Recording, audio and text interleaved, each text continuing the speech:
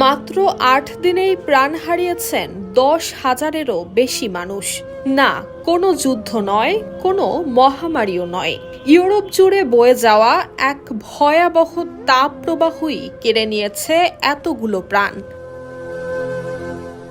গত জুনের ২০ থেকে ২৮ তারিখ পর্যন্ত ইউরোপের উপর দিয়ে বয়ে যায় তীব্র গরম। আর সেই ৮ দিনের হিসেব প্রকাশ করে ইউরোপ ভিত্তিক সংস্থা ইউরোমোমো জানিয়েছে, ইউরোপীয় ইউনিয়নের মোট ২৭টি দেশে ১০,০০০-এরও বেশি মানুষের মৃত্যু হয়েছে। সবচেয়ে উদ্বেগের বিষয় হলো, মৃতদের প্রায় ৯,০০০-ই ছিলেন ৬৫ বছর বয়সী কিংবা তার বেশি।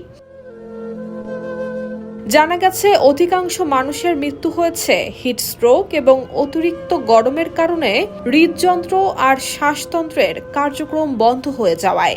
মৃত্যুর একমাত্র কারণ হিসেবে প্রচণ্ড তাপপ্রবাহকেই দায়ী করেছে ইউরোমোমো।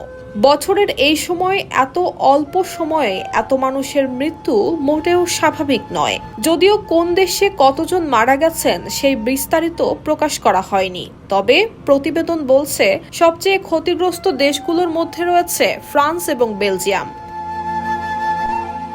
এদিকে সরকারি তথ্য বলছে, গত কয়েক সপ্তাহ ধরেই ইউরোপের বিভিন্ন দেশে প্রতি সপ্তাহে গড়ে ৫০০ মানুষ গরমজনিত কারণে মারা যাচ্ছেন। অর্থাৎ পরিস্থিতি কেবল এক সপ্তাহের নয়, দীর্ঘ সময় ধরেই উদ্বেগজনক।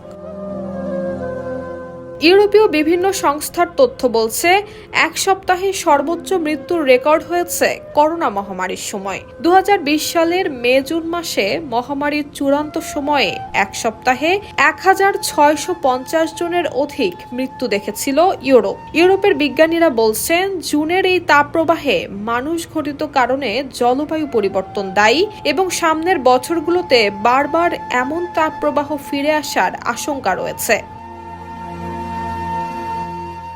News desk, Bangladesh bulletin.